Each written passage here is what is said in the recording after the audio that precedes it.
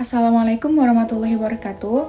Perkenalkan, nama saya Amelia Fadila, mahasiswa semester 2 kelas E dari UIN Sunan Gunung Jati Bandung angkatan 2021.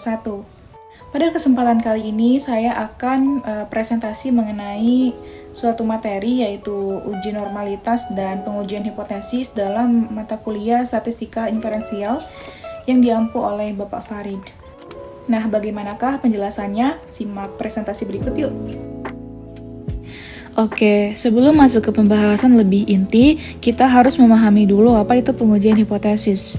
Singkatnya, uji hipotesis itu merupakan sebuah metode untuk mengambil keputusan yang didasari dari analisis data baik dari percobaan yang terkontrol maupun dari observasi pengujian terhadap suatu pernyataan dengan menggunakan metode statistik tentunya, sehingga hasil pengujian tersebut dapat dinyatakan benar atau salahnya. Sebetulnya hipotesis sendiri itu merupakan pernyataan yang sebenarnya masih lemah gitu. Agar pernyataan hipotesis tersebut tidak lagi diragukan, maka harus melakukan pengumpulan data dan melakukan pengujian secara statistik. Selain itu, kita juga perlu mengetahui apa sih kegunaan hipotesis itu. Menurut Tiro, tahun 2008, kegunaan hipotesis itu untuk mengidentifikasi data, merancang instrumen pengumpulan data, merencanakan teknik pengambilan sampel, dan memilih metode analisis apa yang akan digunakan. Hipotesis itu terbagi menjadi dua. Yang pertama ada hipotesis penelitian, dan yang kedua itu hipotesis statistik. Untuk hipotesis statistik tersendiri terbagi menjadi dua, yaitu ada hipotesis nol dan hipotesis alternatif. Hipotesis nol itu adalah pernyataan yang akan diuji kebenarannya. Misalnya seperti ini. Secara statistik, hal itu diartikan bahwa tidak terdapat perbedaan antara karakteristik populasi dan karakteristik sampel. Sementara hipotesis alternatif itu merupakan pernyataan ketika dinyatakan ditolak. Maksudnya itu, H1 diartikan bahwa terdapat perbedaan antara karakteristik populasi dan karakteristik sampel yang lebih singkatnya lagi, hipotesis tersebut ditolak. Jika ditolak ya bagaimana? Ya sudah, berarti ketika hipotesis itu sudah dinyatakan tertolak, tidak bisa melanjutkan penelitian tersebut. Jadi stop sampai di situ. Nah, untuk memastikan hipotesis tersebut diterima atau ditolak, tahap selanjutnya perlu diuji normalitas terlebih dahulu. Namun sebelum itu, kita perlu memahami terlebih dahulu estimasi parameter atau pengujian hipotesis statistikanya. Itu dibedakan menjadi dua, yaitu ada statistika parametrik dan statistika non-parametrik.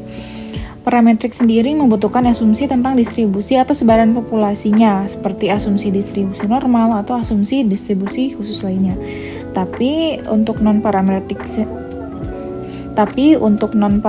sendiri tidak diperlukan asumsi tentang parameter dan bentuk distribusi populasinya saat ini. Skala pengukuran statistika parametrik harus berbentuk ordinal atau nominal ya, sementara non-parametrik itu harus rasio dan interval. Oke, selanjutnya tadi kan kita sudah membahas tentang apa itu uji normalitas dan data normal serta pengujian hipotesis. Dan untuk selanjutnya, untuk menguji normalitas tersebut, kita harus tahu dulu menggunakan uji yang mana. Nah, sebagai dasarnya, di sini kita fokuskan dulu ke uji Kolmogorov-Smirnov dan uji Shapiro-Wilk. Kita harus tahu dulu sebenarnya apa perbedaan dua uji tersebut. Uji Kolmogorov-Smirnov itu dipakai untuk menguji sebuah data yang banyaknya itu kurang dari 30. Nah, untuk Shapiro-Wilk itu untuk data yang lebih besar daripada 30. Lalu apa itu data normal? Nah, data normal itu merupakan data yang tidak melanting kemana-mana. Dalam artian data tersebut jika nanti menggunakan SPSS ya, hasilnya itu, hasil grafiknya maksudnya akan menunjukkan grafik yang berbentuk lonceng gitu dan tidak kemana-mana ya, tidak melenceng gitu. Nah, untuk menguji apakah data tersebut berdistribusi normal atau tidak, kita menggunakan SPSS ya, karena di sini sudah tersistem gitu dalam satu aplikasi. Saya menggunakan SPSS versi 26 dan saya sekarang selanjutnya akan menunjukkan bagaimana step by step-nya untuk menggunakan SPSS, khususnya dalam menggunakan uji Kolmogorov ini, sehingga kita tahu gitu nanti hasilnya tuh apakah berdistribusi normal atau tidak. Nah, perhatikan ya langkah-langkah berikutnya. Seperti yang terlihat di layar, ini ada beberapa bagian, yaitu ada data view sama variable view. Variable view itu kita bisa mengatur nantinya apakah data kita itu berbentuk ordinal atau numerik atau misalkan yang lainnya juga di situ bisa diatur. Nah, untuk nama-namanya juga di situ bisa diatur juga. Ketika kita sudah memiliki datanya, misalkan sebut saja 35 data, misalkan nilai ujian tengah semester. Nah, kita bisa menempatkan itu di data view di bagian pertama. Kita bisa menamainya di variable view nantinya. Nah, ketika data itu sudah dimasukkan, kita klik analyze dan descriptive statistik, lalu di situ ada explore. Nah, kita klik explore-nya itu, lalu nanti akan berubah menjadi seperti ini tampilannya. Nah, kalau sudah seperti ini tampilannya, kita bisa memilih data yang mana yang mau kita masukkan. Habis itu, klik plots dan klik continue. Nah, ketika hasilnya sudah keluar, nanti di scroll ke bawah, nanti menemukan ada test of normality, dan di situ adalah hasilnya.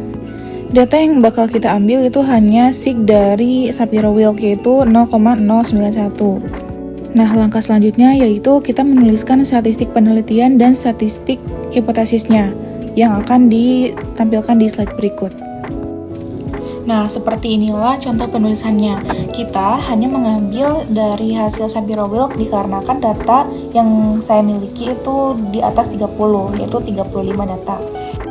Nah, lalu selanjutnya apa? Karena signifikansi dari Shapiro-Wilk itu 0,091, yang mana itu lebih besar daripada 0,05, maka diperoleh hasil bahwa H0 itu diterima.